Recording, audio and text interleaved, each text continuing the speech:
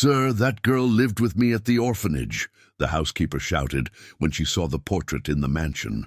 Subscribe to the channel and comment where you are watching from. The morning sun in March filtered through the colonial windows of the imposing Adams mansion, creating golden reflections on the mahogany furniture that adorned the main hall. Lucy Adams held the microfiber cloth tightly between her calloused hands, observing every detail of that environment that seemed to have come straight out of a decor magazine. It was her third day as a maid in the most respected residence in Silver Creek, a historic town nestled in the mountains of Colorado, where family traditions weighed more than gold. At 42 years old, Lucy bore the traces of a life that had never been easy on her face. Her brown eyes, always alert, reflected a mix of determination and melancholy that only those who grew up without roots could understand. Her hands, though small, had the firmness of someone who learned early that hard work dignifies and sustains. Her dark brown hair, always tied in a simple bun, framed a face that still preserved delicate features, but which time and hardships had subtly hardened. "Lucy, don't forget that the living room needs to be spotless by 10 o'clock, said Amelia, the housekeeper, appearing silently in the hallway. Amelia Johnson, a 58-year-old woman with a military posture and eyes that seemed to catalogue every movement, had worked in the Adams household for over 2 decades. Her grey hair was tied in an even tighter bun than Lucy's, and her voice carried the authority of someone who knew every secret of that mansion.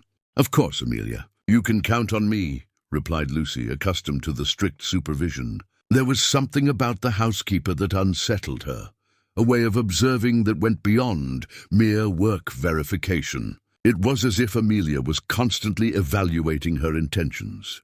The Adams mansion was a pristine example of colonial architecture, with its 2 stories of sandstone, balconies adorned with wrought iron railings, and gardens that stretched over 3,000 square feet. Located in the most affluent neighborhood of Silver Creek, the property was surrounded by tall walls covered in ivy, providing total privacy to the town's most influential family. Inside, the spacious and well-lit rooms showcased a decor that blended priceless antique pieces with some discreet modern touches. Lucy carefully wiped the microfiber cloth over the Carrara marble coffee table when her eyes were naturally drawn to the main wall of the hall. There, in a harmonious arrangement, were displayed various portraits of the Adams family across generations. Black and white photographs of stern ancestors mingled with more recent images in vibrant colors. But it was a specific portrait framed in aged gold that made her heart stop for a few seconds. The young woman in the photograph had wavy light brown hair cascading over her shoulders, expressive green eyes, and a shy smile that Lucy would recognize anywhere in the world. The fine lace-white dress and elegant pose indicated that it was a formal portrait, likely from a graduation or debutante ball. But it wasn't the details of the clothing or the pose that made Lucy's hands tremble. It was the face. It was Helen. "It can't be," she whispered to herself, feeling the cloth slip from her hands and fall silently onto the Persian rug. 23 years had passed since the last time she had seen that face, but some memories are etched so deeply in the soul that not even time can erase them. The memories flooded back like a rush. The Hope Orphanage, on the outskirts of Denver, where she and Helen shared the same dormitory for 2 years. Helen was only 6 years old when she arrived. Lucy had just turned 10. The younger girl was shy and cried every night, calling for a mother who never came to visit her. Lucy, though just a child herself, took on the role of the older sister, protecting Helen from the older boys and sharing with her the small extra portion of food she sometimes managed to save. "Helen Smith," she murmured the name that was etched in her memory, observing every detail of the portrait. The small golden plaque at the base of the frame, however, said something different. Helen Adams, 18 years, 2019. "Lucy, are you okay?" Amelia's voice sounded closer, laden with a curiosity she couldn't disguise. Lucy jumped, quickly bending down to pick up the cloth she had dropped. "Sorry, Amelia. It's just that this girl in the portrait, she's very beautiful. Is she related to the owners? Amelia approached, and Lucy could smell the strong lavender perfume that the housekeeper always wore. That's Miss Helen, the owner's daughter. She's studying arts in New York, only returns during the holidays. There was something in Amelia's tone that seemed defensive, as if she were measuring every word. Why do you ask?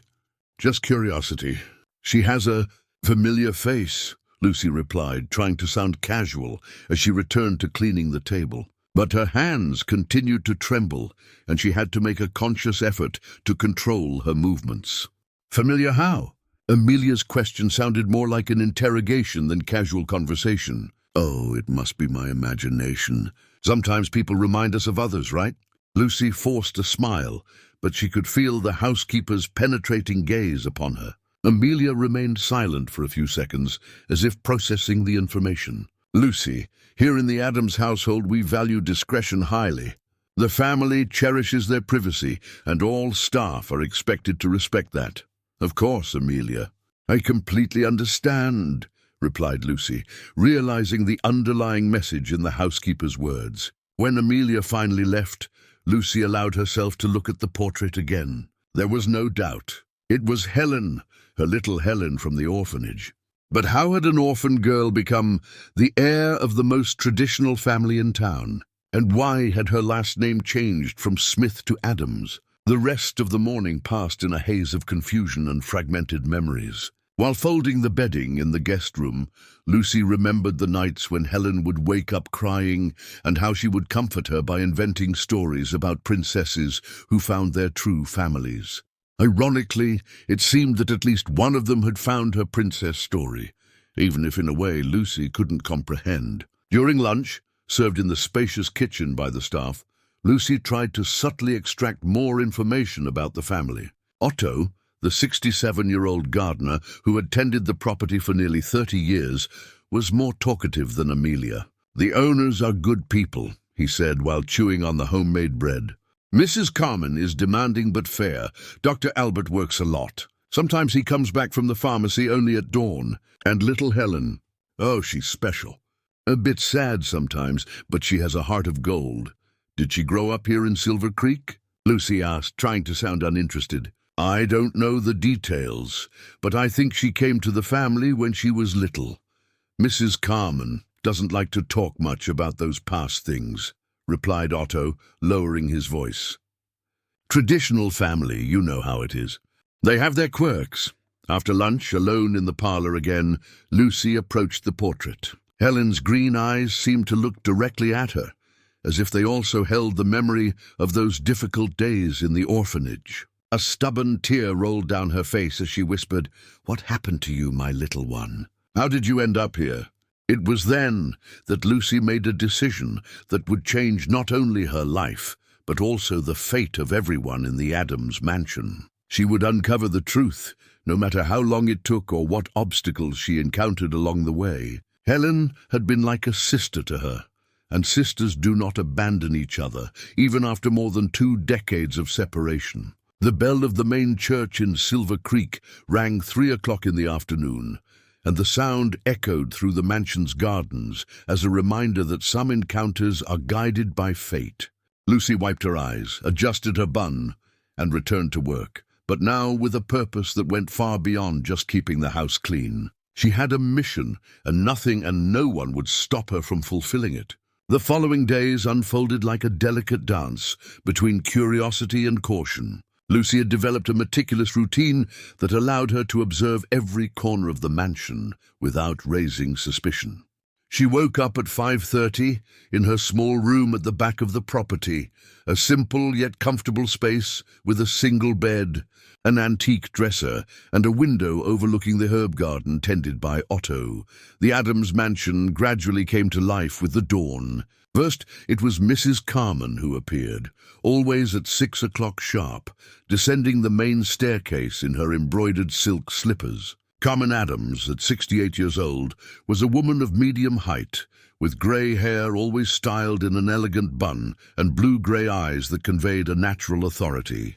She preferred pastel tones, pink, light blue or beige, and was never seen without her pearls, a legacy from her own mother. "Good morning, Miss Lucy," she always said with a polite but distant wave, heading to the sunroom where she would have her chamomile tea while reading the local newspaper.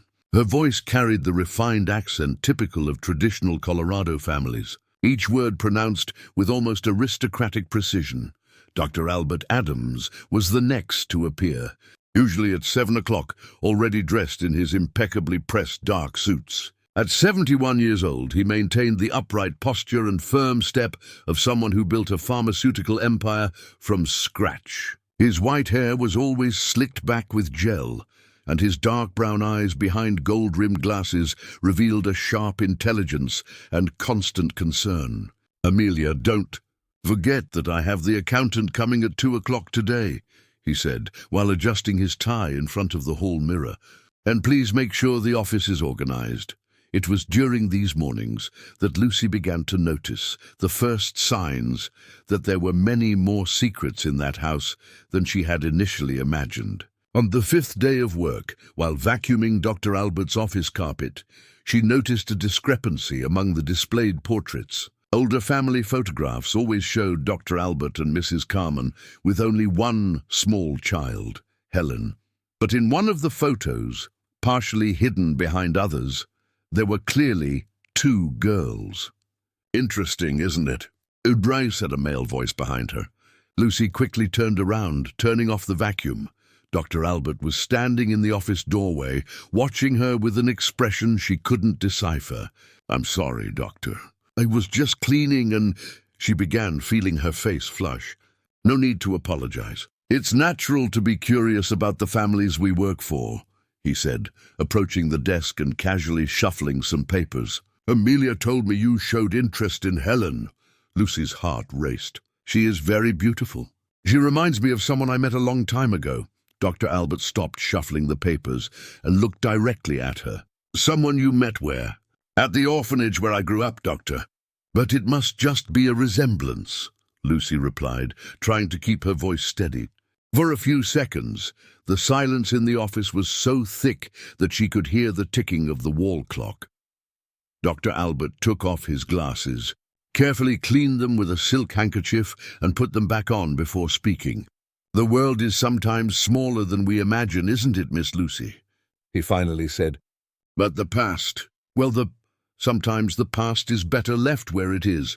"Of course, Doctor. I understand," she replied, but the way he had said those words sent a shiver down her spine. After Dr. Albert left for the pharmacy, Lucy stayed in the office for a few more minutes, pretending to finish cleaning while observing the details of the room.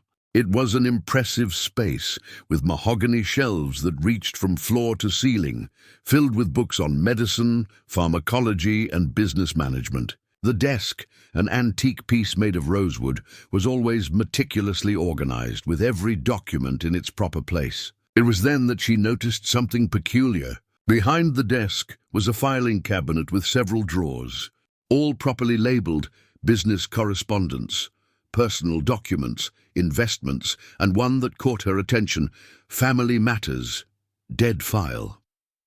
The label was slightly faded, as if it were very old. "Lucy, what are you still doing here?" Amelia's voice made her jump. "Just finishing the cleaning, Mrs. Amelia. The doctor was here a little while ago, and I waited for him to leave to finish." Amelia entered the office and did a quick visual inspection, as if checking to see if anything had been disturbed. "This room requires special care. There are important documents here, and Dr. Albert doesn't like anyone tampering with his things. I only vacuumed and dusted the furniture." "Mrs. Amelia, I didn't touch anything," Lucy replied, but she noticed that the housekeeper was particularly tense. During lunch in the kitchen, Lucy tried a different approach with Otto. The gardener was peeling potatoes for dinner, a task he had taken on since the official cook had resigned the previous month. "Mr. Otto, you've been working here for so long. You must have seen Helen grow up, right?" The man stopped peeling the potatoes and looked at her with his small but expressive eyes. "Oh, yes. A sweet girl. Always very polite to me. Did she come to the family as a baby?" Otto frowned as if trying to remember. "Not exactly a baby, no. She must have been about 6 or 7 when she arrived. I remember because she cried a lot in the first weeks. Mrs. Carman was very worried, and there were no other children. The gardener looked around, as if checking if anyone was listening, and lowered his voice. Lucy, rich families have their secrets, you know. I learned it's better not to ask too many questions, but what, Mr. Otto? There's one thing that has always intrigued me. In the early days, when Helen arrived, she sometimes talked about an older sister.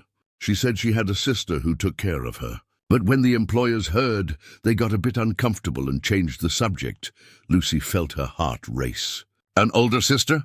Yes, but over time she stopped talking about it. Kids, you know. They forget things or sometimes make things up. Or sometimes they make them forget, Lucy murmured more to herself. That afternoon, while organizing the library, a magnificent room with high ceilings and a stone fireplace, Lucy felt closer to the truth than ever. The shelves contained not only books, but also family photo albums. With her heart racing, she flipped through some of the older albums. In one dated 2008, she found several pictures of Helen at 6 or 7 years old, always smiling shyly at the camera. But on one specific page, there were rectangular marks on the paper, as if other photographs had been removed. The glue marks were still visible. Someone removed photos from this album, she thought, examining the marks more closely. But why? It was then that she heard footsteps in the hallway. Quickly, she put the album back in place and resumed pretending to dust the shelves. Mrs. Carman entered the library, carrying a fine porcelain cup with tea. "Good afternoon, Lucy. How are you adjusting to the job?" "Very well, Mrs. Carman. You have a beautiful home," Lucy replied, noticing that the matriarch seemed more observant than usual. "Thank you. This house is over 100 years old, you know. It has belonged to the Addams family for 4 generations. Each room has its own story." Mrs. Carman approached the fireplace and pointed to an oval portrait above it. "This is my great-grandfather, Colonel Joachim Addams. He built this house in 1920. It must be comforting to have those roots. That family history," Lucy said, choosing her words carefully. Mrs. Carman looked at her with an expression that mixed melancholy and something that seemed like guilt. "Not always is family history simple, my dear. Sometimes, to protect those we love, we have to make difficult decisions." "What kind of decisions do you mean?" "Oh, nothing specific. Just reflections from a lady who has lived a long time." Mrs. Carman took a sip of her tea and headed for the door. "Oh, Lucy, Amelia told me you showed interest in Helen. It's natural. She is a very special young lady to us." "Yes, Ma'am." "She seems to be a wonderful person. Helen is our joy. We don't know what we would do without her." Mrs. Carman paused significantly. "We hope she's happy here in our family. It's where she belongs." When Mrs. Carman left, Lucy was alone in the library, processing every word of that conversation. There was an underlying warning, a subtle but clear message. Helen was theirs now, and anything that could threaten that would not be welcome. That night, in her small room, Lucy lay on the narrow bed and stared at the ceiling, trying to organize her discoveries. Helen had arrived at the Addams family at 6 or 7 years old, exactly the age she was when she disappeared from the orphanage. She spoke of an older sister, which could be a reference to Lucy. Photos had been removed from the family albums, and everyone in the house seemed to walk on eggshells when it came to Helen's past. "They know something," she murmured to herself, listening to the night wind sway the trees in the garden. "The question is, what exactly do they know, and why are they hiding it?" Outside, an owl hooted in the darkness, and Lucy felt an odd sensation that she was being watched. She stood up and looked out the window, but only saw the shadows of the garden dancing under the moonlight. Still, the feeling persisted. There were secrets in that house, secrets that someone was very determined to keep buried. But Lucy Addams had learned since childhood that persistence can move mountains, and she was just beginning to dig. The month of April brought with it the first rains of autumn, along with a subtle but noticeable change in the atmosphere of the Addams mansion. The mornings dawned shrouded in a fine mist that slowly dissipated, creating an almost mystical ambiance in the carefully manicured gardens. For Lucy, those weeks turned into a silent investigation, where every casual conversation, every document glimpsed, and every intercepted glance became pieces of a complex puzzle. It was during one of those foggy mornings that Lucy made her first truly significant discovery. Dr. Albert had left early for a meeting in Denver, and Mrs. Carmen was in her room recovering from a migraine. Amelia had gone to town for shopping, leaving Lucy alone with Otto, who was pruning the rose bushes in the front garden. "Mr. Otto," she said, approaching the gardener while pretending to check the plants on the porch. "You mentioned that Helen talked about a sister when she was little.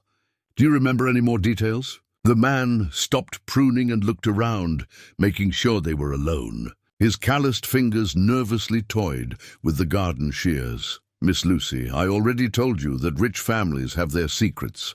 It's not good to meddle in those things. I understand, Mr. Otto, but I really think I know Helen from somewhere. I can't shake it off."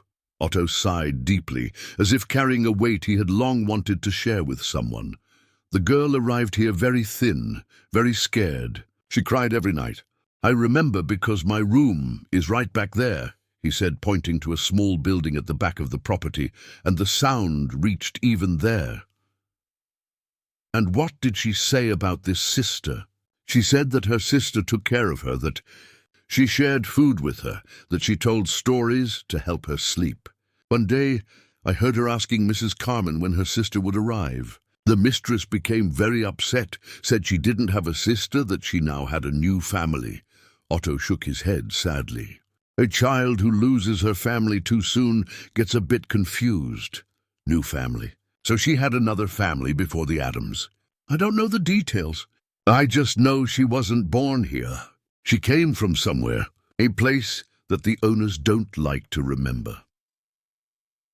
That afternoon, while organizing Dr. Albert's office, Lucy made a risky decision. She approached the file cabinet she had noticed earlier, and after making sure she was alone, tried to open the drawer marked Family Matters, Cold Case File. To her surprise, it wasn't locked. Inside, she found a yellowed folder labeled Documentation HA 2008. Her hands trembled as she opened the folder. There were documents that would make her world collapse. Certificates, social reports, and at the bottom of the folder, a sealed envelope with her own name written by hand in elegant letters, Lucy Smith, Personal Delivery. Before she could open the envelope, she heard the sound of a key in the front door. Quickly, she closed the folder, put it back in place, and pretended to be dusting the shelf when Dr. Albert entered the office. "Good afternoon, Miss Lucy. Wrapping up here?" "Yes, Doctor. Just need to wipe down the table," she replied, trying to control her trembling voice. Dr. Albert watched her for a few seconds, as if sensing her agitation. "Are you okay? You look a bit pale." "It must be the weather, Doctor. These climate changes sometimes affect me." He nodded but continued to watch her with those penetrating eyes. "Miss Lucy, may I ask you a personal question?" Her heart nearly stopped. "Of course, Doctor. What was your last name before you got married?" The question caught her completely off guard. I've never been married, Doctor. I've always been Lucy Adams. Adams was the surname of the family that adopted me when I left the orphanage." "I see." Dr. Albert paused significantly. "And what was your name at the orphanage?" Lucy felt the ground shift beneath her feet. It was Smith, Doctor. Lucy Smith." For a moment that felt like an eternity, they looked at each other in silence. Dr. Albert took off his glasses, cleaned them carefully, and put them back on before speaking. "The world really is a small place, isn't it, Miss Lucy?" "It is, Doctor," was all she managed to respond. That night, Lucy could barely eat dinner. She made excuses about not feeling well and retired early to her room. The discovery of the folder with her name had confirmed her deepest suspicions. Somehow, the Adams family knew exactly who she was. But why did they have an envelope with her name? And why had they never delivered it? The next morning, an unexpected opportunity arose. Helen had returned from San Francisco for the mid-year break, and Lucy would finally have the chance to see her in person after more than 2 decades. It was 8 in the morning when a taxi stopped at the entrance of the mansion. Lucy was watering the plants on the porch when she saw a young woman of about 23 get out of the vehicle. Even from a distance, the recognition was instant and overwhelming. Helen had grown into a stunning woman, but her green eyes remained exactly the same, expressive, a bit melancholic, and filled with a sensitivity that Lucy remembered perfectly. Her light brown hair now reached almost to her waist, and she moved with the natural elegance of someone who grew up amidst privilege, yet without losing that characteristic shyness that always distinguished her. "Mom! Dad, I'm home!" Helen shouted, running. As Lucy Adams walked towards the house with 2 suitcases in hand, Mrs. Carmen appeared on the porch like a whirlwind of joy, rushing to embrace her daughter with an exuberance that Lucy had never seen from the normally reserved matriarch. "My dear daughter, you look so much thinner. Aren't you eating properly in San Francisco?" Mrs. Carmen exclaimed, showering Helen with kisses. Dr. Albert soon followed, and for the first time since Lucy started working there, she saw a genuine and warm smile on the face of the usually stern businessman. "Helen, my princess, the house has been so empty without you," he said, wrapping both women in a collective hug. Lucy watched the scene from the porch, trying to hold back the tears that threatened to fall. Seeing Helen as an adult, surrounded by love and affection, should have made her happy. But the pain of knowing that her little sister from the heart had grown up without her, without even knowing of her existence, was almost unbearable. "Oh, Helen," Mrs. Carmen said, noticing Lucy's presence. "This is Lucy, our new housekeeper. Lucy, this is our daughter, Helen." Helen turned and smiled at Lucy with the same sweetness she remembered from childhood. "Nice to meet you, Lucy. Thank you for taking such good care of our home." "The pleasure is mine, Miss Helen," Lucy replied, struggling to keep her voice steady. "Welcome." For a few seconds, Helen looked at her with a curious expression, as if something about that face was familiar. But the moment quickly passed, when Amelia appeared to help with the luggage. Throughout that day, Lucy had several opportunities to discreetly observe Helen. The young woman had retained many of her childhood quirks. The way she bit her lower lip when she was deep in thought, how she played with a strand of hair when she was nervous, and most importantly, how her eyes sometimes became distant, as if she was searching for something she couldn't identify. In the late afternoon, while Lucy was tidying up Helen's room, she overheard a conversation between the young woman and Mrs. Carmen in the hallway. "Mom, I've been having those strange dreams again," Helen said. "What dreams, dear?" "The ones about an older girl who took care of me. She had dark hair and always told me stories before bed. In the dream, I feel very safe with her." There was a significant pause before Mrs. Carmen responded. "Helen, dear, you know that sometimes our minds create memories that aren't real. You were very small when you came to us. It's natural to imagine things." "I know, Mom, but it feels so real." "Leave the past in the past, dear. The important thing is that you are here with us, where you belong."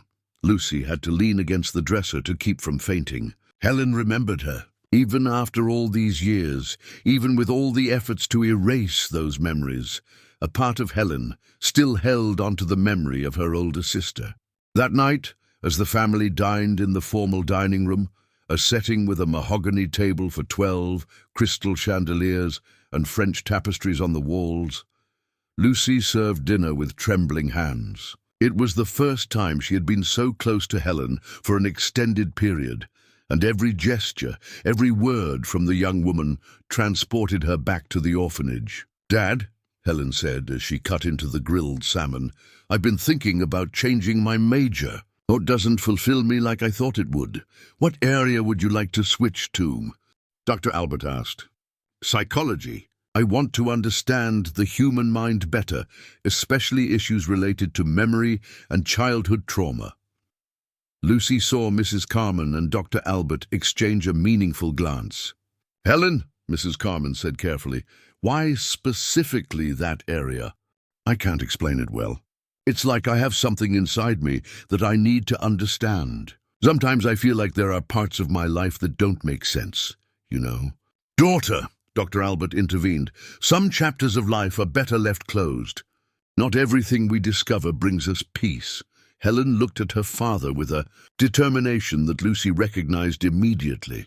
It was exactly the same expression she had when she was a child and had made a decision about something.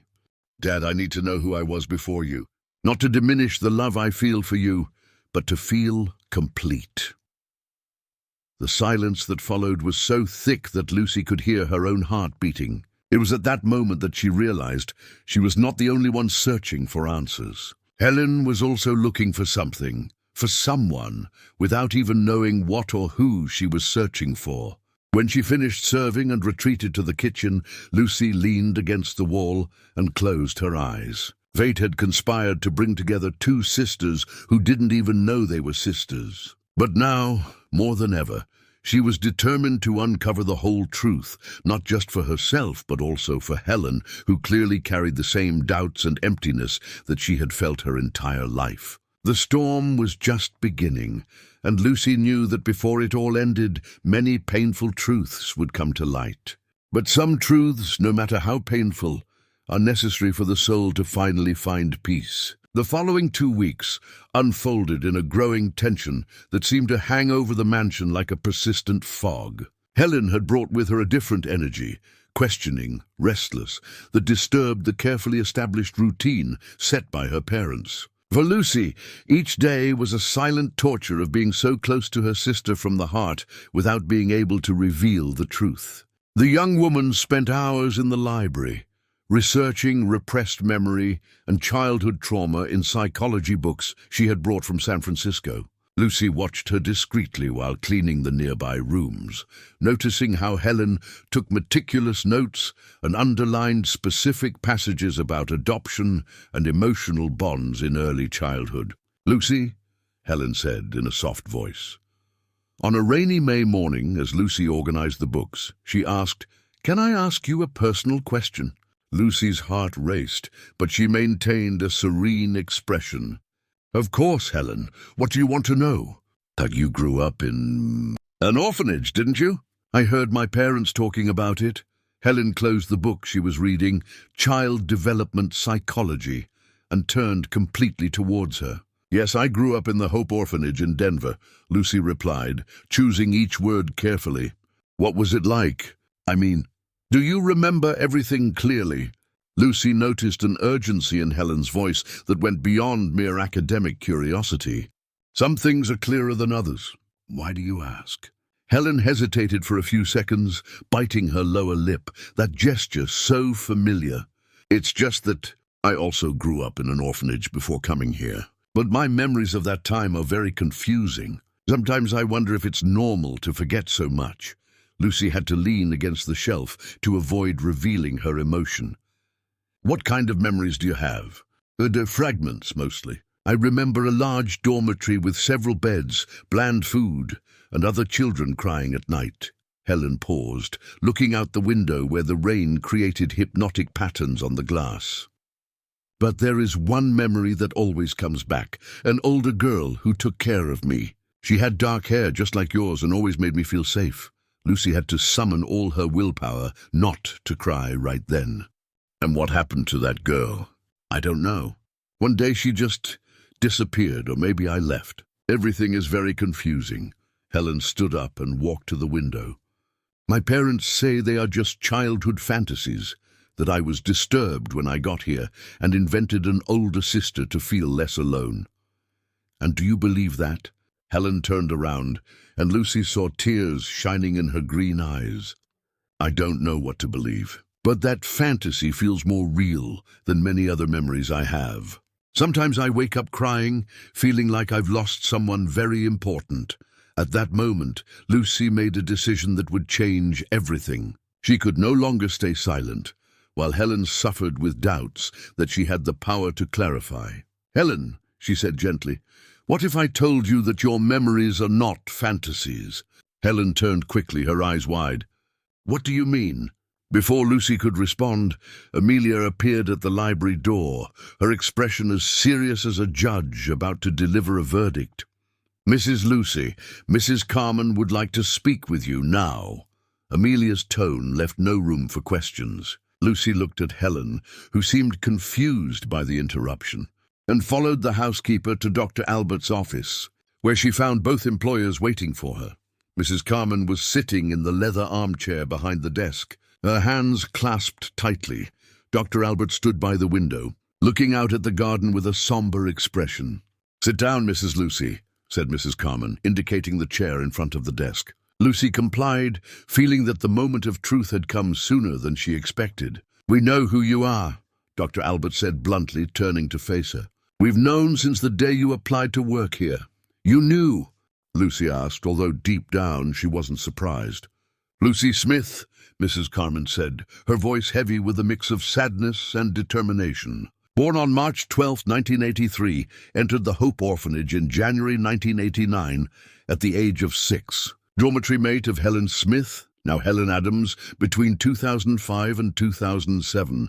How did you know?" Dr. Albert approached the desk and opened the drawer Lucy had rummaged through days earlier.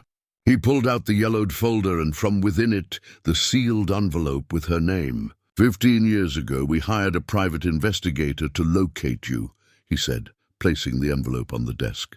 "Helen was having constant nightmares, incessantly talking about an older sister she had lost. The psychologists suggested that perhaps a controlled reunion could help her process the trauma of separation." "And why didn't you ever contact me?" Mrs. Carman sighed deeply. "Because we discovered that you had built a simple but stable life. You worked as a housekeeper, you had married a good man. The investigator advised us not to interfere, saying that digging into the past could be harmful for both of you. And now, why did you hire me if you knew who I was?" "Because Helen has been increasingly insistent on searching for her origins," Dr. Albert replied. "She wants to change her course, wants to study psychology specifically to understand her past. We thought that perhaps, if she saw you, even without knowing who you are, it could calm her restlessness." Lucy looked at the envelope on the desk. "And what's inside?" "A resume, everything we could find out about you over the last 15 years.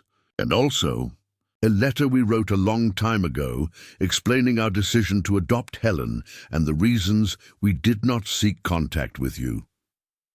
With trembling hands, Lucy took the envelope and opened it. Inside were several typed pages, photographs of her taken from a distance over the years, and a handwritten letter on the family's letterhead. As she read, tears began to roll down her face. The letter explained how Helen had come to them through an acquaintance who worked in the social assistance system. The girl was deeply traumatized, refusing to eat, crying constantly, and repeatedly saying the name Lucy, the Adams family, who had been trying to have children for years without success, immediately fell in love with the wounded child and decided to adopt her. "We love her as if she were our biological daughter," Mrs. Carman said, her voice choked. "And she is our daughter in every way that matters. But we know that she also loves you, and she probably still loves you, even if she doesn't consciously remember." "What do you want from me?" Lucy asked, wiping her tears. Dr. Albert and Mrs. Carman exchanged a glance before he replied. "We want to propose a deal. You can reveal your identity to Helen. You can satisfy her curiosity about the past. But we ask that you do not try to take her away from us. This is her family now. And what if I refuse the deal? Then we will have to let you go and ask that you do not approach our daughter again," Mrs. Carman said firmly. "We don't want to go to extremes, but we will protect Helen at all costs." Lucy looked out the window, seeing Helen in the garden talking to Otto about the flowers. The young woman was laughing at something the gardener had said, and in that moment she looked exactly like the 6-year-old child Lucy had protected in the orphanage. "Can I think about it?" "Of course," Dr. Albert said. "But don't take too long. Helen is becoming increasingly restless, and we fear she might make hasty decisions in her search for answers." That night, Lucy stayed up late, rereading the letter and looking at the photographs. There were images of her working in other homes, shopping at the market, walking alone down the streets. It was disturbing to know she had been watched for so long without her awareness. But what troubled her most was the decision she needed to make. Revealing the truth to Helen would mean stepping into a family that wasn't hers, taking on a role she didn't know if she was ready to play. On the other hand, keeping silent would mean continuing to live with the emptiness that had accompanied her throughout her life. The next morning, she made her decision. She sought out Dr. Albert in his office before he left for work. "Doctor, I accept the deal, but I have some conditions. What are they? I want Helen to be the one to decide if she wants to keep in touch with me after learning the truth. And I want you to promise that regardless of what happens, you won't prevent her from seeking me out if she wants to." Dr. Albert extended his hand. "Deal closed, Lucy. Welcome back to Helen's life." As they shook hands, Lucy knew she was about to open a door that had been locked for over 2 decades. What lay on the other side, only time would tell. But finally, she and Helen would have the chance to reconnect with what they had lost so long ago, each other. The chosen day for the revelation was a sunny Saturday in June, when the mountains of Silver Creek were covered in a golden mist that gave the landscape an almost magical air. Lucy woke up before dawn, her stomach churning with nerves, knowing that this would be the day that would change not only her life, but also Helen's forever. Dr. Albert and Mrs. Carman had meticulously planned everything. Helen would be invited for afternoon tea in the library, a neutral and cozy environment where Lucy would reveal her identity. Her parents would be present to offer support, but would allow the two to talk freely. Throughout the morning, the tension in the house was palpable. Mrs. Carman was visibly nervous, rearranging the flower arrangements for the 3rd time, while Dr. Albert paced back and forth in the office, reviewing documents that didn't need reviewing. Even Otto seemed to sense that something important was happening, pruning the bushes with more careful movements than usual. Helen, unaware of what was to come, spent the morning reading on the porch, enjoying the gentle winter sun. She wore a light yellow dress that accentuated her green eyes, and had her hair down cascading over her shoulders. From time to time, she glanced in Lucy's direction with that curious expression that had become more frequent in recent weeks. "Daughter," Mrs. Carman said around 3 in the afternoon, "how about we have tea in the library? Your father and I would like to talk to you about something important." "About what?" Helen asked, closing the book she had been reading, ironically a study on emotional bonds in childhood. "You'll find out soon. Mrs. Lucy will also be joining us." Helen frowned, intrigued. "Mrs. Lucy, why?" "Because the subject concerns her as well," Dr. Albert replied, his voice carrying an unusual gravity. At exactly 4 o'clock, everyone gathered in the library. Mrs. Carman had prepared a complete tea service on the coffee table. Fine china, homemade, cornbread, and traditional American sweets. The curtains were open, allowing the golden light of the late afternoon to flood the room and create an almost cinematic atmosphere.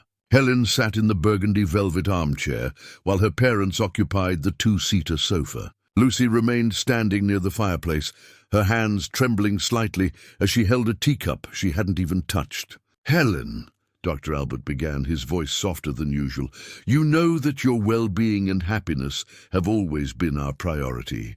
And we know that lately you have been questioning a lot about your past." "Yes. And you always say it's better to leave the past in the past," Helen replied, a tone of frustration escaping her usually gentle voice. "It's because we want to protect you," Mrs. Carman said, her hands tightly intertwined in her lap. "But we've realized that our protection might be causing more anguish than relief." Helen looked from one parent to the other, then at Lucy, who remained motionless near the fireplace. "What are you talking about?" Lucy took a deep breath, gathering all the courage she had accumulated in her 42 years of life. "Helen," she said, her voice initially weak but gaining strength as she continued, "do you remember the older girl who took care of you in the orphanage?" Helen's eyes widened. "How do you know about her?" "Because," Lucy said, taking a step forward, That girl was me." The silence that followed was so absolute that the ticking of the antique clock on the wall was the only sound. Lucy stood frozen, her eyes darting between Helen and her parents, then back to Lucy. "What?" she finally whispered. "My name at the orphanage was Lucy Smith.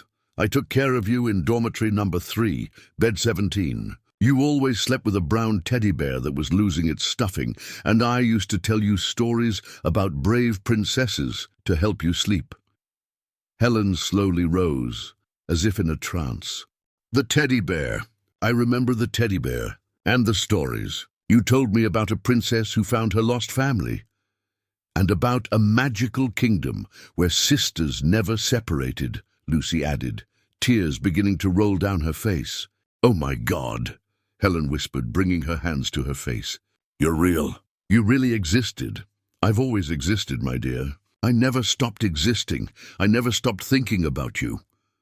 Helen took a few hesitant steps toward Lucy, as if testing whether she was real. But how? Why are you here? How did my parents—" "They knew who I was from the very first day," Lucy explained gently. "They hired me because you were struggling with memories, and they thought that maybe seeing me could help." Helen turned to her parents, a mix of confusion and hurt on her face. "You knew? All this time you knew and didn't tell me anything?" "Sweetheart," Dr. Albert said, rising from the sofa, "we wanted to protect you. We thought knowing about the past might be too painful." "Painful?" Helen's voice rose a few octaves. "Do you think it was less painful growing up feeling like there was a part of me missing? Spending years thinking I was crazy for having memories of someone you insisted didn't exist?" Mrs. Carmen also stood up, tears in her eyes. "Helen, we just wanted— You lied to me. For 15 years, you lied." The conflict Lucy feared most was unfolding right before her eyes. Helen felt betrayed by her parents, and she blamed herself for being the catalyst of this situation. "Helen," Lucy said softly, "don't blame your parents. They did what they thought was best. And they love you more than anything in the world." Helen turned to her, her eyes red from tears. "And you? Why didn't you ever look for me?" "Because I didn't know how. When you disappeared from the orphanage, I was told you had been adopted, but they didn't give me any details. I spent years searching, but—" Lucy paused, choosing her words carefully. "I was also afraid you had forgotten me, that I might disrupt your new life." Helen took a few more steps until she was very close to Lucy. "Forgotten you? Lucy, I dreamed about you almost every night for the last 15 years. You were the only good thing I remembered from that terrible place." "It wasn't terrible for me," Lucy said, daring to reach out and touch Helen's face. "Not while I had you to care for." When their hands touched, it was as if an electric current passed between them. Helen began to cry, not the restrained sobs of a young adult, but the deep, liberating cries of a child who had finally found what she was searching for. "Lucy," she sobbed, throwing herself into the arms of the older woman. "I missed you so much. I didn't understand why, but I always felt like I had lost a part of myself." Lucy hugged her with all her strength, inhaling the familiar scent of Helen's hair, now with expensive perfume, but still carrying that sweet essence she remembered from childhood. "I missed you too, every day," she whispered in Helen's ear. "You were the light of my life in that dark place." Dr. Albert and Mrs. Carmen watched the scene with a mix of relief and apprehension. The reunion was everything they had hoped for, but they also feared it might mean losing Helen to the life she had left behind. After several minutes of hugging, Helen pulled back slightly to look at Lucy's face. "You look exactly like I imagined you would. Older, of course, but your eyes are just like I remembered. And you've grown and become even more beautiful than I dreamed you would be," Lucy replied, wiping the tears from Helen's face with her thumbs. Helen turned to her parents, who stood nearby by the sofa, clearly emotional but still cautious. "Mom, Dad," she said, her voice calmer now, "I understand that you wanted to protect me, and I love you for that, I really do. But you need to understand that Lucy is not a threat to our family. She is a part of me that was lost." "We understand that now," Dr. Albert said, stepping closer. And we want you to know that Lucy will always be welcome here. If you want her to be part of your life, she will be part of ours too." Mrs. Carman joined her husband, extending her hand to Lucy. "Lucy, thank you for taking care of our daughter when she needed it most. And thank you for being willing to share your love for her with us." Lucy accepted Mrs. Carman's hand, realizing that the woman was genuinely emotional. "Thank you for loving Helen and giving her the life I could never offer." Helen looked around the library, at Lucy, at her parents, at the books she had used to try to understand her past, and for the first time in her adult life, she felt truly whole. "So," she said, wiping the last of her tears, "I guess we have a lot to talk about, don't we? 15 years of stories to tell." "We have a lifetime," Lucy replied, smiling through her tears. And there, in that library filled with knowledge and memories, two sisters of the heart finally reunited, not as the child and the teenager who had been separated. It had been so long, but like two women who had carried love for each other through years of separation and uncertainty. The past had finally found the present, and the future, for the first time in a long while, seemed full of possibilities. The days that followed the reunion were an emotional roller coaster for everyone in the Addams mansion. Helen had cancelled her return to Denver, telling her professors that she had urgent family matters to resolve. The young woman spent hours talking with Lucy, recovering lost memories and filling in the gaps of 15 years of separation. It was a cloudy July morning when Helen asked the question Lucy feared the most. "Why were we in the orphanage, Lucy? What happened to our parents?"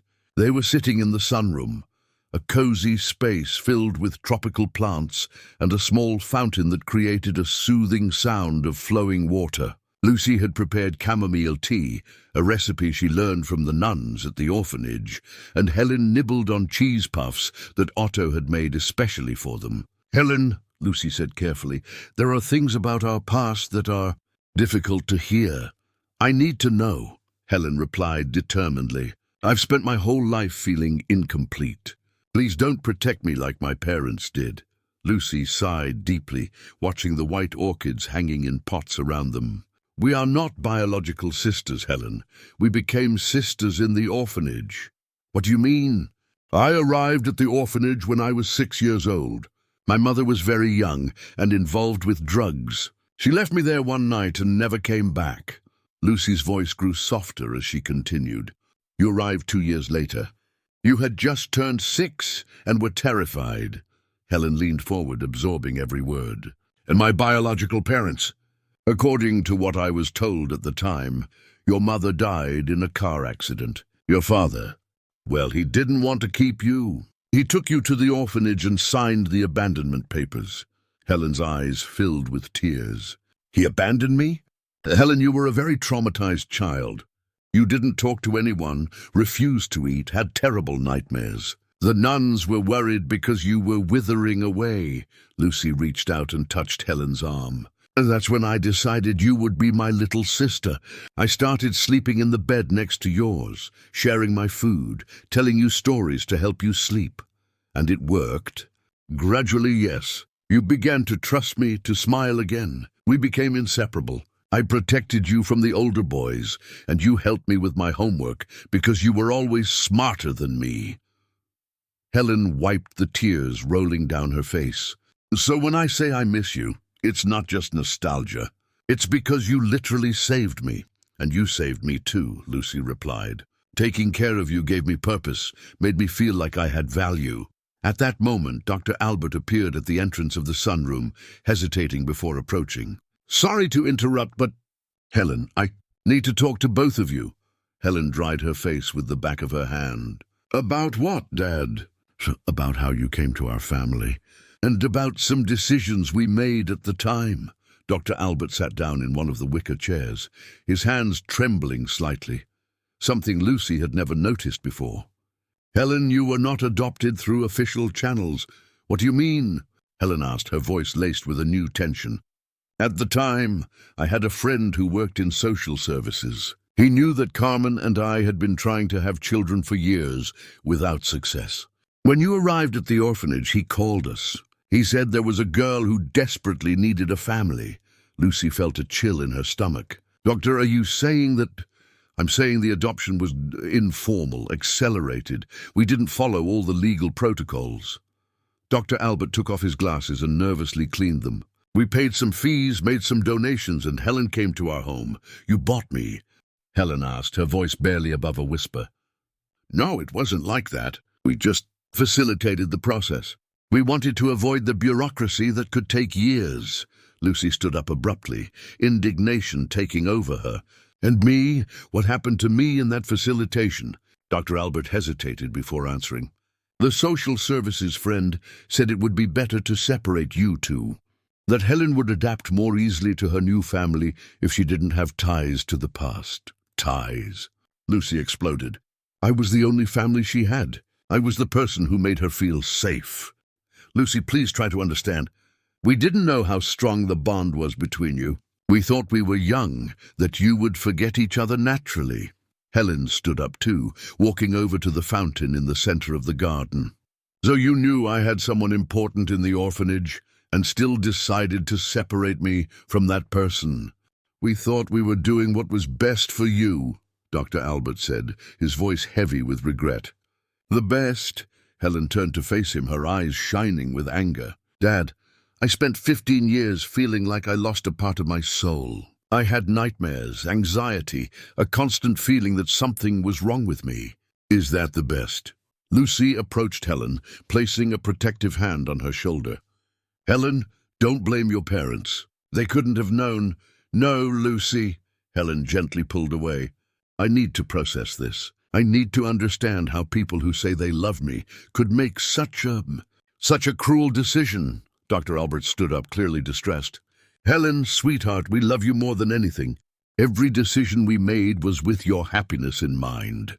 Then why, Helen said, her voice trembling with emotion, why, when I talked about Lucy, when I said I missed her, can you believe I was making things up? Because we wanted you to adapt, to be happy with us. But I was never completely happy. Dad, there was always an emptiness, always this feeling of loss that I couldn't explain. At that moment, Mrs. Carmen appeared at the entrance of the garden, clearly having overheard the discussion. Her face was pale and her eyes were red. Helen, she said, her voice choked, there's something more you need to know. Everyone turned to her, and Lucy felt that more painful revelations were coming. Carmen, no, Dr. Albert said, a warning tone in his voice. No, Albert, we've hidden too much. She has the right to know everything. Mrs. Carmen approached the group, her hands visibly trembling. Helen, after you came to our home, we went back to the orphanage. Why? Helen asked. Because you cried every night asking for Lucy. You refused to eat, had a constant fever. We were desperate. Mrs. Carmen looked at Lucy before continuing.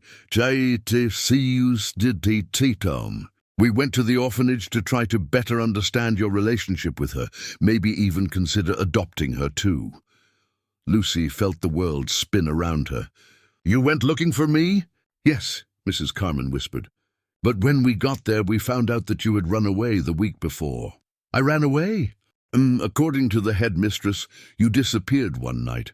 You left a note saying you were going to look for Helen and wouldn't come back until you found her. Lucy vaguely remembered that terrible night when the pain of separation had become unbearable. She was only 12, but the determination to find Helen had been stronger than the fear. We searched for you, Mrs. Carmen continued. We hired people, made posters, offered a reward. But you had simply vanished. I remember living on the streets for a few weeks. Then I was picked up by the police and taken to another orphanage in Springfield, Lucy said, the memories returning like painful fragments. We didn't know where you had been taken. And Helen? Well, over time she stopped asking about you. We thought she had forgotten. Helen sat heavily in one of the chairs, as if her legs could no longer support her. So you tried to reunite us? We tried, Dr. Albert confirmed. But when Lucy disappeared, and you started to adapt better, we decided that maybe it was best to leave the past in the past. Best for whom? Helen asked, her voice laden with bitterness. The silence that followed was thick with regret. Lucy looked at the family that had taken Helen in, seeing for the first time not as villains, but as people who had made imperfect decisions with good intentions. "Helen," she finally said, "your parents made mistakes, but they love you. And most importantly, they tried to reunite us when they realized that's what you needed. But they didn't try hard enough," Helen replied, tears rolling down her face. 15 years, Lucy. We lost 15 years. But we found each other now," Lucy said, kneeling beside Helen's chair. "And we can build a future together, even if we can't reclaim the past." Helen looked at Lucy, then at her parents, and finally at her own hands clasped in her lap. The realization that she had been separated from Lucy through decisions that could have been different was painful, but it also revealed how much she had been wanted and loved, even if imperfectly. "I need time," she finally said. "I need to process all of this." And as the afternoon fell over Silver Creek, painting the sky in shades of pink and gold, 4 people dealt with the weight of truths that had been buried for too long. The reunion had brought joy, but also pain. And sometimes, Lucy thought, healing can only begin when we finally confront all the wounds we carry. A week had passed since the revelations in the sunroom, and the atmosphere in the Adams mansion was charged with a different tension. No longer of secrets kept, but of difficult truths being processed. Helen had isolated herself in her psychology books, trying to understand the mechanisms of trauma and memory that had shaped her life. Lucy, in turn, felt torn between the joy of reunion and the guilt of having caused a rift in the family that loved Helen so much. It was a Monday morning when Amelia sought out Lucy in the laundry room, carrying an expression that mixed determination and nervousness. The housekeeper had remained strangely silent since the revelations, observing events with her ever-watchful eyes. "Mrs. Lucy," she said, closing the door behind her, "I need to talk to you." "There are things that haven't been said yet." Lucy stopped folding the embroidered tablecloths and turned to face the woman who had been her unofficial guardian during those months. "What kind of things, Mrs. Amelia?" "Things about the day Helen arrived here, and about decisions that were made at that time." Amelia stepped closer, lowering her voice. "I had been working here for 5 years when Helen arrived. I saw everything happen." Lucy's heart raced. "What did you see?" "First, you need to understand one thing. Dr. Albert and Mrs. Carmen did not lie about loving Helen. They truly love her as a daughter. But—" Amelia hesitated, as if weighing the risks of continuing. "But the way she came here was not as simple as they told." "What do you mean?" Amelia looked out the small window of the laundry room, making sure no one was around. "Mrs. Lucy, I keep a diary. I always have. I write down everything that happens in this house. It's an old habit to protect myself in case someone ever accuses me of something." "And what is written about Helen's arrival? And that she didn't come straight from the orphanage here? She stayed in a halfway house for almost 2 months before arriving." Lucy felt a chill run down her spine. "Halfway house? A family that took in children temporarily while the paperwork was sorted out. Dr. Albert visited that house several times." Lucy sat down in one of the chairs in the laundry room, trying to process this new information. "Mrs. Amelia, why are you telling me this now?" "Because there's more. And because I believe Helen deserves to know the whole truth." Amelia leaned in closer. 2 days before Helen officially arrived here, a woman came to the house, a social worker. He was very agitated, arguing with Dr. Albert in the office. "About what?" "I couldn't hear everything, but I caught a few words. Irregular, consequences, and another child." The woman mentioned that there was an older girl desperately searching for Helen. Lucy's blood ran cold. "Did she talk about me?" "I can't say for sure, but the conversation ended with Dr. Albert handing another large envelope to the woman. After that, she never came back." Lucy abruptly stood up, indignation taking over her. "Are you implying they paid to keep me from being found?" "I'm saying there are aspects of this story that have yet to come to light." And Amelia paused significantly. "I'm saying my diary contains dates, names, and details that might interest Helen." "Why are you telling me this?" "Why didn't you say anything before?" Amelia took a deep breath. Because I've worked for this family for over 20 years, Mrs. Lucy. They gave me a job when I needed it most, treated me with respect. But also because I've seen Helen grow up with this emptiness inside her, this sadness she carried, even when she was smiling. And now I see that she has found the missing piece in her life. And I think she deserves to know the whole truth, even if it's painful. That afternoon, Lucy sought out Helen in the young woman's room. It was a spacious and well-lit environment, decorated in pastel tones with restored antique furniture. Helen was sitting on the bed, surrounded by books and notes, as if she were preparing a dissertation. "Helen," Lucy said, knocking on the ajar door, "can I come in? I need to talk to you." "Of course, Lucy. Actually, I wanted to talk to you too." Helen closed one of the books and made space on the bed for Lucy to sit. "I've been thinking a lot about everything we've discovered, and what did you conclude? And that there are still missing pieces in this story. My parents are good people, I know that. But some things don't make sense." Helen picked up a notebook full of notes. "For example, if they really looked for me to try to reunite us, why didn't they keep searching when you disappeared? Why didn't they hire more people, spread more flyers?" Lucy took a deep breath. "Helen, there's something Amelia told me today, something you need to know." For the next 20 minutes, Lucy recounted the entire conversation with the housekeeper, watching Helen's face go through a range of emotions: surprise, anger, sadness, and finally, determination. "Where is her diary?" Helen asked when Lucy finished. "She said she could show us, but only if we were sure we wanted to know the whole truth." Helen stood up and walked to the window, looking out at the gardens where she had grown up, surrounded by love, but also by lies. "Lucy, my whole life I've felt that something was wrong, something was missing. Now I know it wasn't paranoia or unexplained trauma. It was intuition. What do you want to do?" Helen turned around, her green eyes shining with a determination that Lucy recognized from the brave child she had been in the orphanage. "I want to see that diary. I want to know exactly how I got here and what was done to separate us. And if the truth is worse than we imagined, then at least it will be the truth. I'm tired of living in a world of half-truths and good intentions." That night, the three women gathered in Amelia's small room at the back of the property. It was a simple yet cozy space, with antique furniture and a shelf full of diaries organized by year. Amelia pulled out a brown leather-bound volume dated 2008. "Everything is here," she said, opening the book to a page marked with a piece of ribbon. "September 5th, 2008, the first time I heard about the arrival of a child." Helen and Lucy leaned in to read the housekeeper's meticulous notes. Dr. Albert, very agitated today, spoke on the phone for hours with someone about expediting the process. Mentioned high amounts, said money was no problem. Mrs. Carmen cried tears of joy. They will finally have the daughter they always wanted. Amelia turned a few pages. "Here, September 20th. Visited a house in the north side 3 times this week. Dr. Albert always brings a briefcase. Returns without it. Mrs. Carmen bought a whole girl's room today.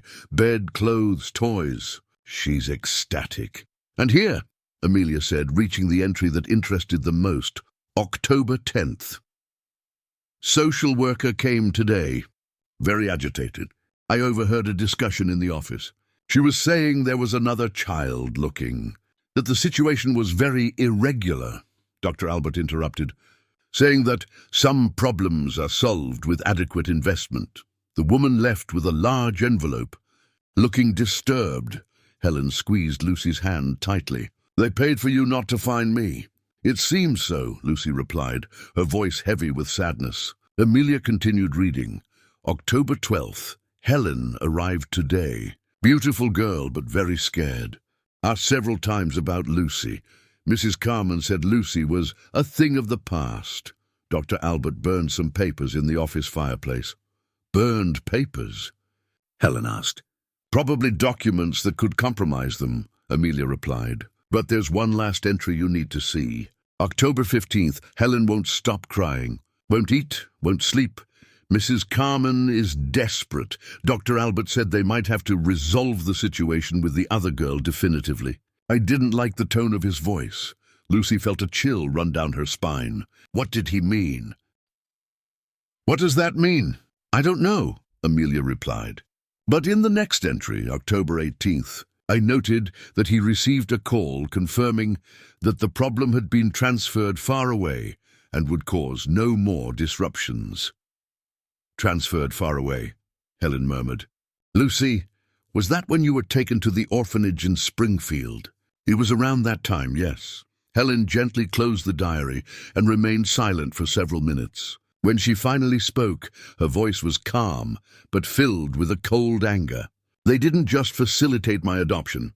They actively prevented you from finding me. And when that wasn't enough, they made sure you were taken far away. Helen, Lucy said gently, that doesn't mean they don't love you. No, it doesn't mean that. But it means that love was built on the deliberate destruction of our bond. Helen looked at Amelia. Is there anything else? Yes, the governess replied, turning to a page near the end of the year. Helen finally stopped asking about you in December. I noted here, Helen seems to have finally forgotten. She smiles more, plays, eats well. Dr. Albert and Mrs. Carmen are relieved. They said they did the right thing. The silence that followed was heavy and laden with implications. Helen had discovered not only that she had been separated from Lucy, but that this separation had been deliberately orchestrated and maintained through bribery and manipulation. What are you going to do now? Lucy asked. Helen looked out the small window of Amelia's room, seeing the lights of the main house where her adoptive parents were likely preparing for bed, unaware that their deepest secrets had been uncovered. Now, she said with a determination that echoed the courage of her deepest convictions, I will confront them with the whole truth. And then we will decide how to build a future based on honesty, not well-intentioned lies. The truth had finally emerged completely, but like all difficult truths, it would bring both liberation and pain. The important thing now was how everyone would deal with it. Tuesday morning dawned gray in Silver Creek, with heavy clouds threatening a storm that seemed to mirror the tension building in the Albuquerque mansion. Helen had spent the night awake, organizing her notes and mentally preparing for the confrontation she knew was inevitable. Lucy, in turn, felt the weight of responsibility. After all, it had been her arrival that triggered this entire chain of revelations. At 9 in the morning, Helen found her parents having coffee on the back porch, enjoying the last moments of tranquility before the storm that was to come. Dr. Albert was reading the newspaper while sipping his black coffee, and Mrs. Carmen was tending to her favorite orchids, the ones she cultivated in special pots near the table. Mom, Dad, Helen said, her voice firm but controlled, I need to talk to you. It's important. Dr. Albert lowered the newspaper, immediately noticing something different in his daughter's tone. Of course, dear. What is it about? Please sit down. And I would like Lucy to be present as well, Mrs. Carmen frowned. Helen, if this is about our conversation last week, it's about much more than that, Helen interrupted. Please call Lucy. A few minutes later, the four were gathered on the porch. Helen had brought with her a folder containing all the notes she had made, including copies of the most relevant pages from Amelia's diary. The air was charged with electricity, both from the approaching storm and the emotional tension filling the space between them. Mom, Dad, Helen began, her voice taking on a tone that Lucy had never heard before, mature, determined, almost didactic. Over the last week, I discovered some things about how I came to this family, things you didn't tell me. Dr. Albert and Mrs. Carmen exchanged a quick glance, and Lucy could see fear settling on their faces. Helen, Dr. Albert said carefully, we've already talked about this. We admitted we made mistakes. No, Dad, you admitted some mistakes, but not all. Helen opened the folder and pulled out her notes. You told me you tried to reunite Lucy and me when you realized how much I was suffering. Is that true? Yes, dear. We went to the orphanage to look for her. And you told me she had run away and disappeared, and that you searched for her but couldn't find her. Is that also true?" Mrs. Carmen nodded, but Lucy noticed her hands trembling slightly. "It's true, Helen, we really searched." "Then explain to me," Helen said, pulling out a sheet from her notes. "Why?" "According to records I managed to obtain, a social worker came here on October 10th, 2008, 2 days before my arrival, to discuss irregularities in the adoption process, and specifically mentioned that there was another child looking." In the silence that followed was deafening. Dr. Albert took off his glasses and nervously cleaned them, while Mrs. Carmen closed her eyes as if bracing for a blow. "Helen," Dr. Albert finally said, "where did you get that information? Does it matter? What matters is whether it's true or not. Dear, you need to understand that the situation was complex. Was it complex, or did you make it complex?" Helen stood up, walking to the porch railing. "Dad, Mom, I'm going to ask direct questions, and I want direct answers. Did you pay to expedite my adoption?" Mrs. Carmen opened her eyes, tears already forming. "Helen, we just wanted yes or no, Mom." "Yes," Dr. Albert whispered. "We paid extra fees to expedite the process. Did you bribe officials to ignore legal protocols?" "We facilitated the process," Dr. Albert replied, avoiding his daughter's gaze. "And when you learned that Lucy was looking for me, did you take steps to prevent her from finding me?" The silence stretched on for almost a full minute. Lucy could hear the wind picking up, swaying the trees in the garden. "Answer the question," Helen said, her voice gaining an edge of authority. "Yes," Dr. Albert finally said, his voice barely rising above a whisper.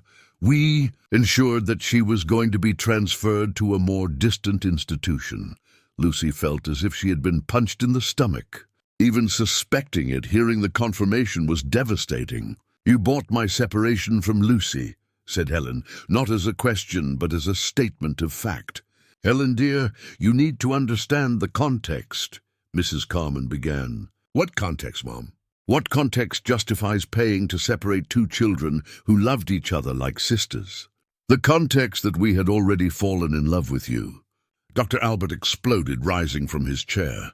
"The context that you were withering away, unable to adapt, and we thought her presence would make it impossible for you to bond with us. So the solution was to ensure she disappeared from my life. And the solution was to ensure your well-being," Dr. Albert shouted back. "Lucy was a 12-year-old girl living on the streets. How could that be good for any of you? She was living on the streets because she ran away to find me." Helen turned to face him completely. "And she only had to run away because you took me away from her." Mrs. Carmen stood up, tears rolling down her face. "Helen, please try to understand. We didn't know the depth of the bond between you two. We thought you were just two kids who knew each other at the orphanage." "Just two kids?" Helen's voice rose several octaves. "Mom, I spent 15 years with nightmares. 15 years feeling like I lost a fundamental part of myself. Do those sound like the symptoms of just knowing someone?" Lucy, who had remained silent throughout the confrontation, finally spoke. "Helen, please." "No, Lucy." Helen turned to her. "You deserve to hear this too. You deserve to know that your childhood was destroyed because two people decided it was more convenient for them that you disappeared." "Helen," Dr. Albert said, his voice now laden with despair, "we love you. Everything we did was out of love. It was out of love." Helen laughed bitterly. "Dad, love doesn't buy the disappearance of people. Love doesn't bribe employees to break laws. Love doesn't build one person's happiness on the destruction of another's life." Mrs. Carmen approached Helen, extending her hands. "My scandit edicule stan. Daughter, we made terrible mistakes, but you have to believe that you were always loved." "I know I was loved, Mom, but I also know that this love was built on a foundation of corruption and cruelty." Helen stepped back, avoiding her mother's touch. "You destroyed 15 years of Lucy's life. You robbed me of 15 years with the person who loved me most in the whole world." At that moment, the first drops of rain began to fall, large and heavy, forcing everyone to move inside the house. But the emotional storm was far from over. In the living room, Helen continued her relentless confrontation. Do you want to know what the saddest part of this whole story is? It's not what you did. It's that you never gave me the chance to choose. You were a 6-year-old child, Dr. Albert protested. Children don't make those kinds of decisions. No, Dad, you never gave me the chance to choose, even when I grew up. You spent 15 years convincing me that my heart sister was a fantasy, making me believe I was crazy for missing her. Lucy approached Helen, gently touching her arm. Helen, your parents made serious mistakes, but they also gave you a life I could never have offered. Education, opportunities, love. Lucy, stop, Helen said firmly. Stop defending them. Stop minimizing what they did. They didn't just separate us. They actively conspired to maintain that separation, even knowing how much it hurt us. Dr. Albert stepped closer, his face showing years of age that weren't there in the morning. Helen, what do you want from us? How can we fix this? Helen looked at him for a long moment before responding. I want you to stop lying. I want you to stop justifying. I want you to admit that you made selfish choices that harmed 2 innocent children. We admit it, Mrs. Carmen said. We admit everything. And I want, Helen continued, you to understand that Lucy is not a threat to our family. She is part of my family. She always has been. And if that means you will leave us? Mrs. Carmen asked, her voice breaking. Helen looked at her parents, then at Lucy, and finally at her own hands. I don't know yet. I need time to process all of this. I need to decide if I can forgive what you did, and if I can trust you again. Helen, Dr. Albert said, we will do anything. Then give me space, she interrupted. Give me time. And please, stop trying to control my relationship with Lucy. The storm outside had intensified, with lightning illuminating the room periodically and thunder echoing like dramatic punctuation to the emotional confrontation. And as the rain washed over Silver Creek, a family struggled to find a way to move forward after all the truths, no matter how painful, had finally come to light. The confrontation had ended, but the real trial, learning to live with the consequences of those truths, was just beginning. The days following the confrontation were marked by a heavy silence that hung over the mansion like morning fog. Helen had temporarily moved to the guest room on the 2nd floor, creating a physical distance that symbolized the emotional chasm that now existed between her and her parents. Dr. Albert left for work earlier and returned later, as if avoiding the hallways that echoed with the weight of their confessions. Mrs. Carmen spent hours in the garden, obsessively caring for her orchids, as if she could somehow repair what had been broken through meticulous care of something fragile and beautiful. Lucy found herself in an impossible position. Technically still employed by the family, the dynamic had completely changed. She continued. With her daily tasks, cleaning, organizing, small repairs, she was now treated less like a staff member and more like an unwelcome family member that no one quite knew how to approach. It was on a Thursday afternoon, as the golden winter light filtered through the lace curtains of the library, that Helen finally broke her self-imposed silence. She found Lucy reorganizing the books she had used in her research on psychology and child development. Lucy, she said, her voice still heavy with emotional exhaustion, I need to make some important decisions, and I would like your opinion. Lucy turned, noticing that Helen seemed to have lost weight in recent days. Her clothes were looser, and there were dark circles under her green eyes that spoke of sleepless nights and deep contemplation. Of course, Helen, how can I help? I've been thinking about the future, about what to do with everything we've discovered. Helen sat down in her favorite reading chair, the one where she had spent so many hours trying to decipher the mysteries of her past. And I've come to some conclusions. Lucy moved closer, sitting on the ottoman in front of the chair. What conclusions? First, I can no longer live here as if nothing has changed. Trust has been broken in a way that I don't know if it can be fully repaired.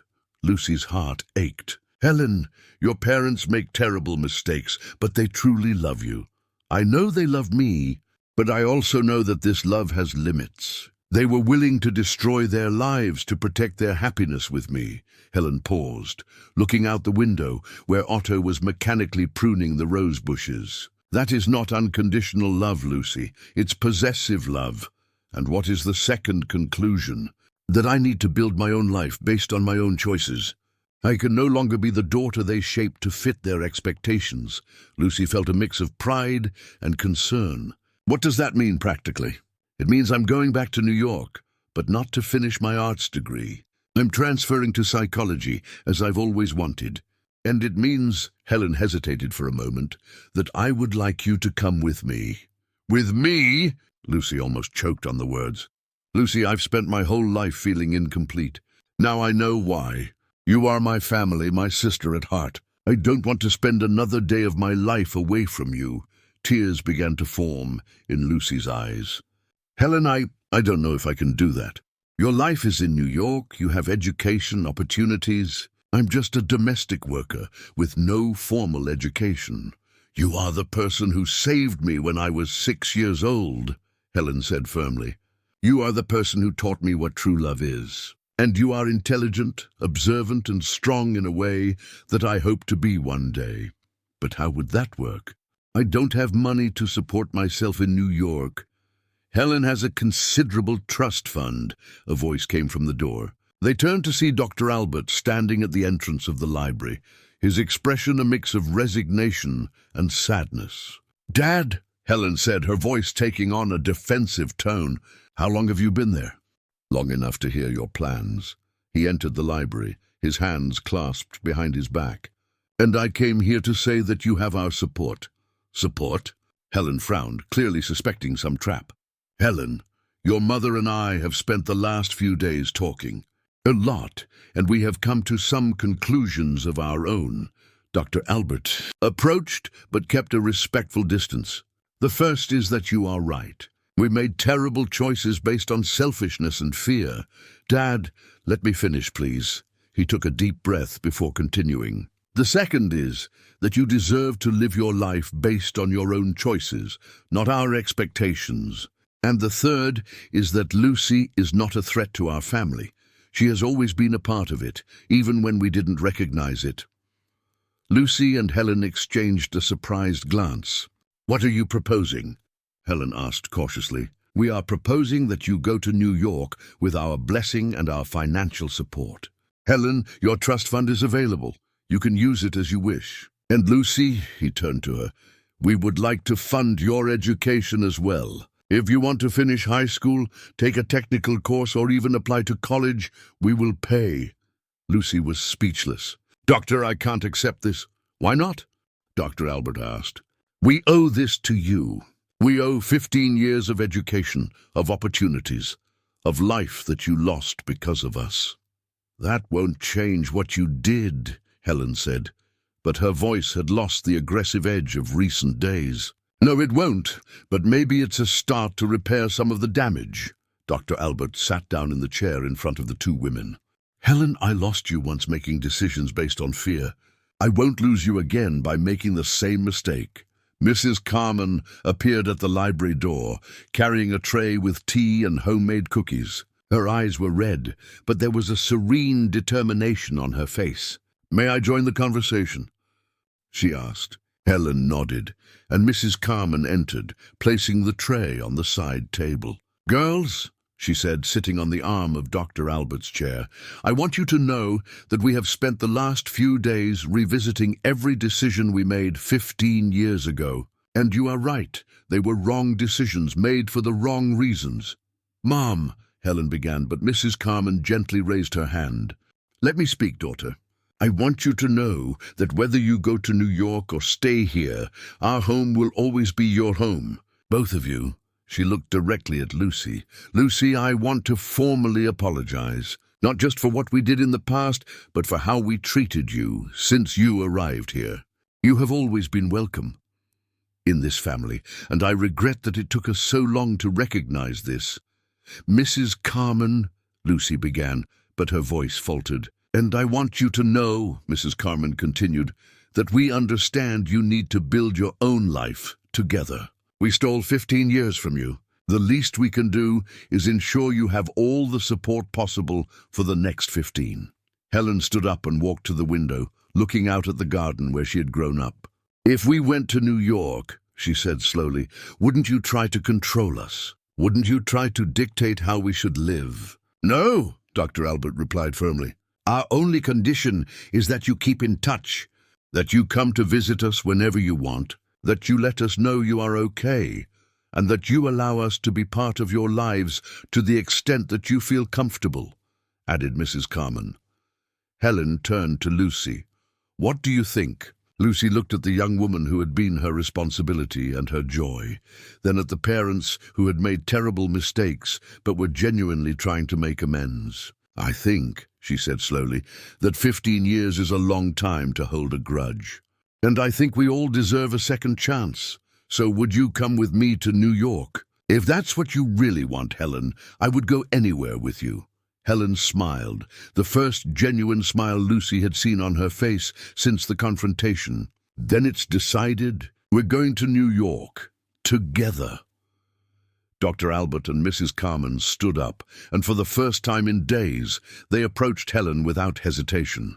She let them hug her, and although the embrace was a bit hesitant, it was real. We love you, daughter, Mrs. Carman whispered. And we want you to be happy, even if that means you leave. I know, Helen replied. And I love you too. I will always love you. I just need to learn to trust again. We have time, Dr. Albert said. We have all the time in the world, Lucy. Watch the scene with a heart full, not only of joy for the reunion with Helen, but of hope that even the deepest wounds can heal when there is genuine love and a willingness to change. That night, while Silver Creek slept under a starry sky, two women planned a future that included not just the two of them, but also a family that was learning, painfully but genuinely, that true love sometimes means letting go to be able to receive back. Forgiveness would be a long process, but the first step had been taken. And sometimes, Lucy thought as she gazed at the stars from her bedroom window, the first step is all we need to start a completely new journey. 6 months had passed since Lucy and Helen moved to New York. The apartment they shared in Greenwich Village was small but cozy. 2 bedrooms, an open-plan living room with a kitchen, and a balcony overlooking the tree-lined street. It was completely different from the grandeur of the Albuquerque mansion, but it carried something that the Silver Creek house had lost for a while: honesty and transparency in every corner. Helen was in her 3rd semester of psychology at NYU, where she had particularly excelled in courses on child development and trauma. Her professors praised her ability to understand the emotional complexities of children in vulnerable situations, a skill she knew had stemmed from her own experience. Lucy, in turn, had resumed her studies with a determination that surprised even herself. At 42, she completed high school through a special program for adults and was now studying education at the same university as Helen. Thanks to the financial support from the Albuquerques, it was a December afternoon, the eve of the first Christmas they would spend together since childhood, when Helen returned from her mandatory internship at the children's shelter in the South Side. She found Lucy in the small kitchen, preparing homemade bread, a recipe she had learned from Otto before they moved. "How was the internship today?" Lucy asked, noticing the special sparkle in Helen's eyes. "Amazing," Helen replied, throwing her backpack on the sofa and pouring herself a glass of water. "You won't believe what happened. Tell me, remember Mary, that 8-year-old girl who arrived last week? The one who was very withdrawn and refused to talk to adults?" Lucy nodded. Helen had told her about a girl who had come to the shelter after being removed from a neglectful family situation. Today she came up to me during the drawing activity. She watched me for a while and then asked if I had also lost my family. Helen sat on the kitchen counter, her eyes shining with tears of joy. I said yes, that I had also lost important people when I was little. And do you know what she did? What? She gave me a drawing she had made. It was her and an older girl holding hands, and it said underneath, "Me and my heart sister."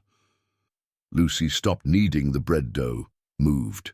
Oh, Helen, Lucy, it was like I was looking at us 20 years ago, and I realized that all the pain we went through, all the separation, all the tears, all of it brought us here, to this moment where I can help other children who are going through what we went through. And what did you say to her? I told her that sometimes we lose important people, but the love we feel for them never disappears. And that sometimes, when we least expect it, the people we love come back into our lives. Helen smiled through her tears. She asked if that had happened to me, and I said yes. That my heart sister had come back, and now we lived together and took care of each other. Lucy approached and hugged Helen, feeling as if the circle had finally closed. You will. Being an amazing psychologist, Helen, you will help so many children. We will, corrected Helen, because after you graduate in education, we will work together. I've already spoken to the coordinator of the center, and she said there is a huge demand for professionals who truly understand what it means to be in the system. At that moment, the phone rang. It was Dr. Albert making his weekly call, a ritual that had been established since they moved to New York. Dad, Helen answered, putting it on speakerphone so Lucy could join the conversation. Girls, how are you? Helen, how was the cognitive development exam? And Lucy, how was the teaching presentation? In recent months, the relationship between Helen and her parents had gradually evolved. The weekly phone calls had become a bridge to rebuild the lost trust. Dr. Albert and Mrs. Carmen genuinely cared about both of their studies, the new friends they had made, and the daily challenges in New York. We both did well. Dad, actually, we have some news to share. What news? Helen looked at Lucy, who nodded encouragingly. Lucy and I decided to spend Christmas here in Silver Creek. The silence on the other end of the line stretched for a few seconds before Dr. Albert spoke, his voice clearly emotional. Really? You girls are coming home? We are, Lucy confirmed. If you want to host two somewhat clumsy college students with a lot of stories to tell. Carmen, Dr. Albert shouted away from the phone. The girls are spending Christmas here. And then returning to the call, of course we want. The house isn't the same without you. Otto asks about you every week, and your mother has been planning a Christmas feast since August. Helen laughed, the sound free and genuine that Lucy had learned to love again. Tell Otto that I'm missing his homemade bread so much, and that Lucy learned to make it, but it doesn't turn out the same. Hey, Lucy protested, pretending to be indignant. They talked for another 20 minutes, sharing about the week's events, their plans for the holidays, and both of their academic progress. When they hung up, the apartment was filled with a sense of completeness that Lucy was still learning to accept as permanent. Helen, she said as they returned to preparing dinner, can I ask you a question? Of course. Have you really forgiven your parents? Helen stopped chopping tomatoes for the sauce and looked thoughtfully out the kitchen window. You know, Lucy, for a long time I thought forgiving meant pretending nothing had happened, or that I had to forget the pain I felt. And now I understand that forgiving means accepting what happened, but choosing not to let it define my future. My parents made terrible mistakes. They caused a lot of suffering. But they are also genuinely remorseful and trying to make amends. And is that enough? For me, yes. Because I choose to build something new, not live imprisoned by what was lost. Helen smiled at Lucy. Besides, holding on to anger would be like drinking poison and expecting the other person to die. I have a beautiful life to live now. That night, while they studied together at the dining table, Helen reviewing clinical cases for an exam and Lucy preparing a lesson plan on literacy, the phone rang again. It was Mrs. Carmen. Girls, sorry to call late, but I couldn't contain my excitement. Albert told me that you are spending Christmas with us. We are, Mrs. Carmen, Lucy replied affectionately. Lucy, dear, can I ask you a favor? Please stop calling me Mrs. Carmen. We are family now. Call me Carmen, or better yet, Mama Carmen, if you feel comfortable.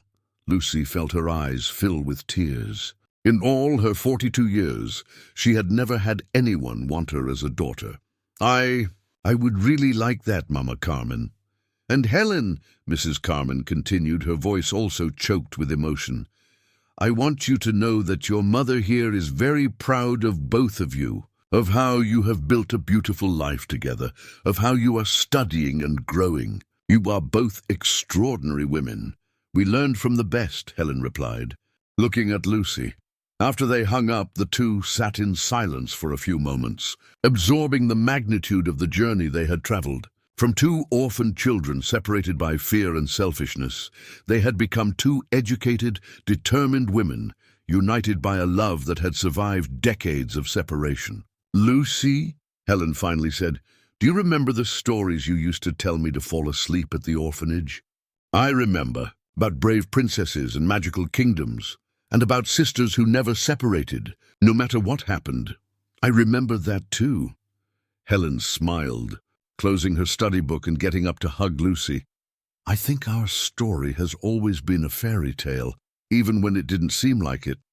It's just that instead of a charming prince, we had each other. And instead of a magical kingdom, Lucy added, returning the hug, we built our own home. 3 weeks later, on Christmas Eve, Lucy and Helen got off the bus at the Silver Creek bus station carrying backpacks full of gifts and stories. Dr. Albert and Mrs. Carmen, or rather, Mama Carmen, were waiting for them, along with Otto and even Amelia, who had become an unexpected ally in the family's healing journey. The mansion was decorated for Christmas like never before. Twinkling lights adorned every window, a gigantic pine tree dominated the main hall, and the aroma of cinnamon and cloves filled every room. But what caught Lucy's attention the most was a new portrait on the wall of the main hall, a recent photograph of the two, and taken in New York, framed in gold and prominently displayed next to the portraits of the Addams family. Welcome home, Dr. Albert said, and for the first time Lucy knew that Lucy truly considered that house as hers too. The Christmas dinner was everything Mrs. Carmen had promised and more. The mahogany table was set with the finest china, fresh flowers from the garden, and traditional American dishes prepared with love. But what made the night truly special was not the food or the decorations. It was the ease with which they talked, laughed, and shared stories. Helen talked about her studies, about the girl from the shelter, about her plans for the future. Lucy spoke about the discovery that it's never too late to learn, about the joy of being in a classroom after so many years, about the gratitude for having a second chance in life. Dr. Albert and Mrs. Carmen shared news from the city, about business, and friends who always asked about Helen. Otto brought in a special pie he had made for his favorite girls. Even Amelia, usually reserved, joined the table and shared funny stories from when Helen was little. When it came time to exchange gifts, Helen stood up and took a special package from her backpack. This is for the whole family, she said, handing the package to Dr. Albert. Inside was a framed photo of the entire family gathered on the mansion's porch during their last visit. But what caught their attention was the dedication Helen had written in elegant handwriting at the bottom. To the Addams family, biological and from the heart. Some families are born together, others choose each other. We were lucky enough to do both. With eternal love, Helen and Lucy, Christmas of 2025. Mrs. Carmen couldn't hold back her tears. It's perfect, daughters. Absolutely perfect. That night, when everyone had retired, Lucy and Helen found themselves in the library, as they had so many times over the years. They sat in the same burgundy velvet armchair where Helen had spent hours researching her origins, where they had officially reunited, where so many painful truths had been revealed. Lucy, said Helen, snuggling into the older woman's arm as she did when she was a child, do you think our story would have been different if we had never been separated? I don't know, Lucy replied honestly. Maybe you wouldn't have had all the opportunities you had. Maybe I wouldn't have learned to be strong on my own. Maybe we wouldn't value being together as much if we had never experienced being apart. Do you regret anything? Lucy thought for a long moment before answering. I regret the pain we felt. I regret the lost years. But I don't regret where we've come. Just look at us, Helen. Two educated, independent women with a family that loves us and a bright future ahead. How many orphan children can say that? And what about forgiveness? Have you truly forgiven everything? I forgave because I chose happiness over bitterness, because I chose love over resentment, and because I learned that some battles aren't worth fighting when you can use your energy to build something better. Helen was silent for a few minutes, listening to the familiar ticking of the antique clock and the distant sound of the wind in the trees outside. Lucy, yes? Thank you for never giving up on me. Even when I didn't know you existed, you were always with me. And thank you for growing up to become the extraordinary woman you are today. You've always been my greatest joy, Helen, from day one. They stayed like that for a while longer, two sisters of the heart who had found their way back to each other and, in the process, discovered that true love can overcome any obstacle, heal any wound, and build bridges over the deepest chasms. Outside, the bells of Silver Creek's main church chimed midnight, officially announcing Christmas. And as the sound echoed through the historic mountains of the town, two women slept peacefully in the library of a mansion filled with memories, dreaming of a future that promised to be as beautiful as the reunion that had made it all possible. Because some stories, no matter how painful they are in the middle, are destined to have happy endings. And this was one of them.